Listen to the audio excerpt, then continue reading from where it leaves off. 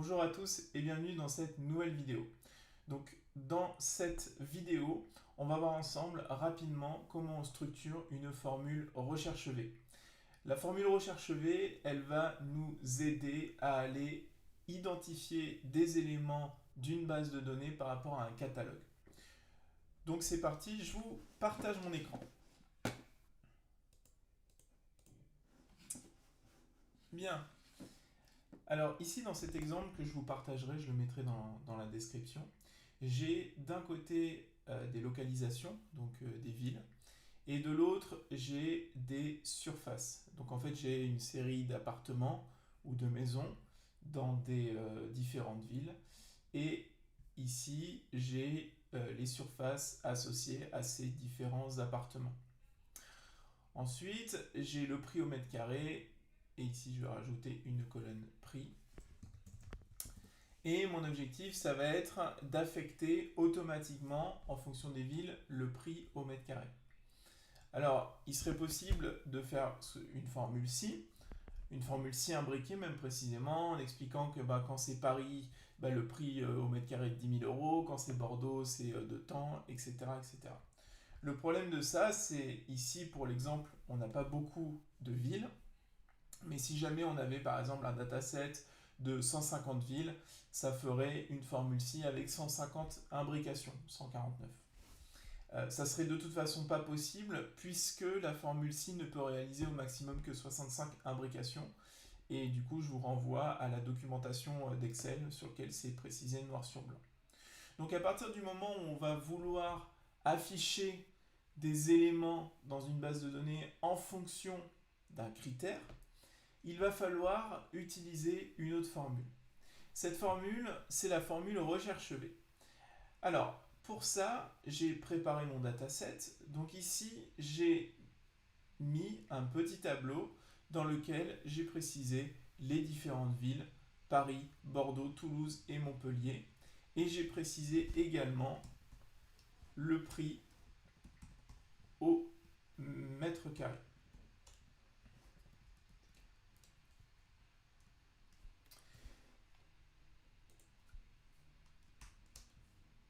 Donc maintenant, notre mission, si toutefois vous l'acceptez, ça va consister à faire en sorte que le prix au mètre carré soit affiché sur l'ensemble des villes du dataset. Donc on va regarder ensemble rapidement comment se construit la formule recherche V. Et une fois qu'on aura vu ça ensemble, ça va être tout simple, vous allez voir. Alors pour ça, je vais passer en mode formule pour que ma formule puisse s'afficher et qu'elle puisse rester. Mais vous n'avez pas besoin, vous pourrez l'écrire directement à l'intérieur de votre Excel. Donc, j'affiche les formules. Et donc là, c'est parti. Alors, je vais réduire un petit peu mes cellules pour que vous puissiez mieux voir tout ça. Tac, voilà. Donc, ma formule recherche V. Donc, j'écris égale recherche V. Alors, pourquoi recherche V? En fait, recherche V, c'est-à-dire recherche verticale. C'est-à-dire en fait que ça va sélectionner une des colonnes et dans une des colonnes, ça va chercher la ligne associée à une valeur. Donc recherche V, là il me demande sur quelle valeur je veux réaliser ma recherche V. Ici, en fait, ce que je veux, c'est afficher le prix au mètre carré pour la localisation qui est indiquée ici dans mon dataset, dans ma base de données, donc pour Paris. Donc je vais cliquer sur Paris, ça c'est ma valeur de la recherche V. Je vais faire point virgule, et là il me dit oui, mais d'accord, la valeur recherchée c'est Paris, mais je me base sur quelle référence pour pouvoir associer une valeur à Paris? Parce que là tu m'as donné qu'une seule valeur qui est la valeur, l'élément de référence, l'élément clé. Maintenant il me faut un catalogue dans lequel tu as toutes tes valeurs et dans lequel je vais pouvoir aller piocher Paris et t'afficher ce que tu veux en face. Donc la table matrice, c'est pas très compliqué. Je parle comme Jamie. La table matrice, c'est pas très compliqué. En fait, elle se trouve ici. C'est l'ensemble des villes mais c'est aussi le prix au mètre carré. C'est tout ça en fait ma table matrice. Parce que si je prends que les villes, il ne va pas pouvoir identifier quel est le prix au mètre carré sur chacune de ces villes. Donc je vais sélectionner toute ma table matrice. Et il y a quelque chose d'important, et ça vous devez le noter parce que très souvent les étudiants passent un petit peu à côté. On ne sélectionne jamais les en-têtes de la table. On ne sélectionne que les données. Parce que si vous sélectionnez les en-têtes, il va penser que ce sont des données. Excel, en tout cas, la formule va penser que ce sont des données. Et donc, du coup, ça va vous sortir des erreurs. Du coup, pour éviter ça, vous sélectionnez toutes les données de votre catalogue, donc de votre matrice, mais c'est tout. Voilà, donc une fois que vous avez sélectionné toutes vos données, vous allez faire point virgule, et là il me dit numéro d'index colonne. À quoi correspond le numéro d'index colonne? En fait, j'ai ici dans valeur recherchée sélectionné Paris. Dans table matrice, j'ai sélectionné toutes les villes, mais aussi les mètres carrés. Il va pouvoir du coup facilement identifier par rapport à ma valeur recherchée à quoi correspond la valeur que j'ai sélectionnée. Donc là, j'ai sélectionné Paris de l'autre côté. Donc ici, il va identifier et il va prendre Paris. Jusque-là, pas de souci. Le problème, c'est que si jamais je sélectionne un tableau avec plus de 2 colonnes, il va falloir que je lui indique la colonne dans laquelle il doit aller rechercher la valeur qu'il doit associer à Paris. Ici, j'ai 2 colonnes, donc je vais quand même devoir l'indiquer, mais c'est facile. Mais si par exemple dans ma table matrice, j'avais, mettons, 10 colonnes, je serais obligé de dire, bah voilà, je veux que tu affectes la valeur de Paris à la colonne numéro 4, 5, 6. Ici, donc, dans numéro index colonne, j'ai juste qu'à écrire le numéro de colonne sur lequel je veux afficher la référence. Donc ici, je vais afficher mon prix au mètre carré en fonction de la ville, donc c'est la colonne numéro 2. Puisque pour afficher le numéro de colonne, je vais compter sur ma sélection. Donc la première colonne de ma sélection, c'est les villes. La deuxième, ce sont les mètres carrés. Et donc ici, j'affiche colonne numéro 2. Et ensuite, il me dit, est-ce que tu veux une valeur, une correspondance approximative ou une correspondance exacte? Ici, en fait, vous avez remarqué qu'à Paris, il n'existe qu'une seule valeur, c'est 10 000. À Bordeaux, il n'existe qu'une seule valeur, c'est 7 000, c'est le prix de référence. Donc, il me faut une correspondance exacte. On ne verra pas aujourd'hui l'autre correspondance. On la verra dans d'autres exercices, on la verra plus tard. Donc, ici, pour l'instant, dans les exercices que je vais vous donner, ce sera uniquement, systématiquement, des correspondances exactes. Donc si jamais vous n'arrivez pas bien à comprendre le concept, dites-vous que pour l'instant, ce sera toujours faux. Donc on va écrire faux. Et du coup, je répète, la correspondance exacte, c'est quand il existe une seule et unique valeur pour l'élément que vous recherchez.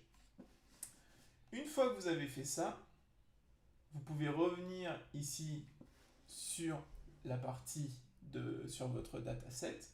Et dans votre dataset, vous pouvez appuyer sur Entrée. Une fois que vous avez appuyé sur Entrée, vous avez bien d'un côté la valeur recherchée, c'est la ville. De l'autre, la table matrice, ce sont les villes avec les prix au mètre carré.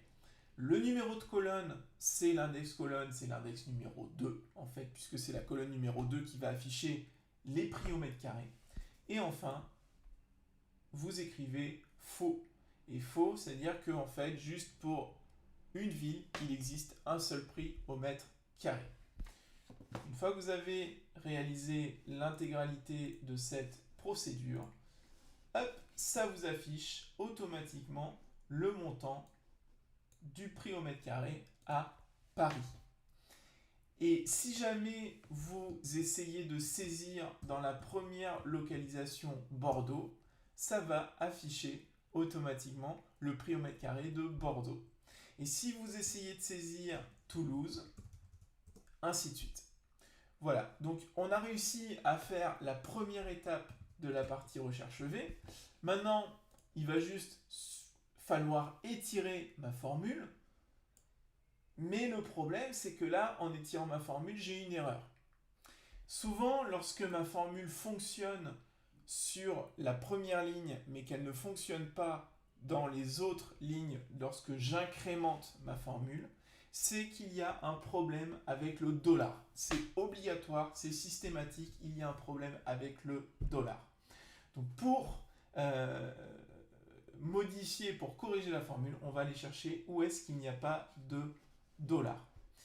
Alors, le mieux à faire, c'est d'aller sur la formule où il y a une erreur et de regarder les cellules qui sont impliquées dans ma formule où j'ai une erreur. Donc, je vais reprendre cette formule-là, je vais cliquer dessus. Donc, j'ai pris une formule avec une erreur, mais si vous trouvez tout de suite dans la première, c'est parfait. Mais là, le gros avantage, c'est que je peux identifier en regardant la formule avec l'erreur d'où vient l'erreur. Et après, bien sûr, je vais la modifier dans la première ligne. Donc, je clique sur la cellule où j'ai mon erreur. Je clique à l'intérieur de ma formule. Là, je vois bien que ma recherche V, la valeur recherchée, c'est bien Paris, donc c'est bien la ligne 6. Donc là, ça fonctionne. Je regarde du côté de ma table matrice. Et là, je vois que ma table matrice, elle n'est plus sélectionnée correctement. Donc, c'est ici que je vais devoir placer le dollar. Et je vais devoir placer le dollar devant le numéro, ici devant le 10, puisque, en fait, si jamais je descends, I10 devient I11, etc. Tout ça, ça descend, en fait. Et du coup, comme ça descend, je ne peux pas, je suis obligé de bloquer le numéro.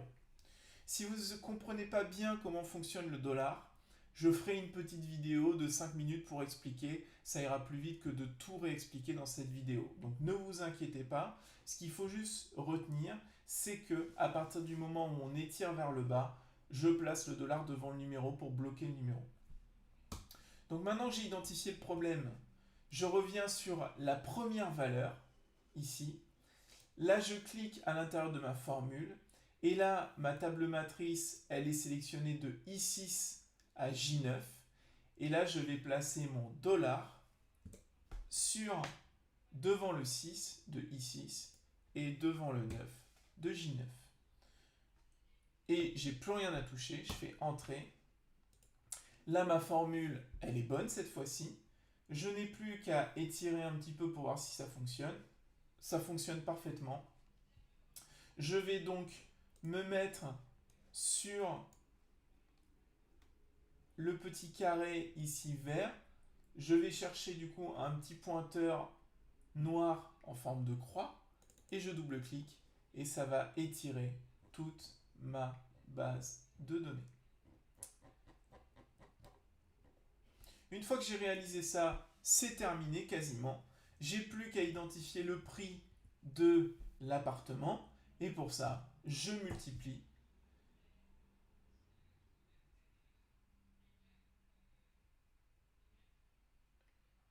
et pour ça, désolé, j'ai un peu bugué. Donc, identifier le prix de l'appartement et pour ça, je multiplie le prix au mètre carré par la surface. Voilà.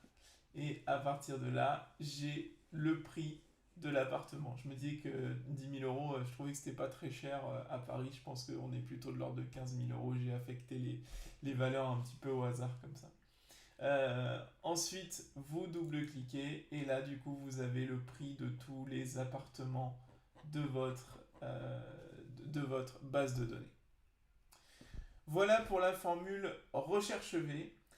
Je vais vous faire une autre vidéo avec un autre petit exemple qui va vous permettre, qui va nourrir la base pour que vous puissiez réaliser l'étude de cas. Donc, si jamais vous souhaitez suivre la deuxième vidéo, on se retrouve tout de suite dans la vidéo suivante.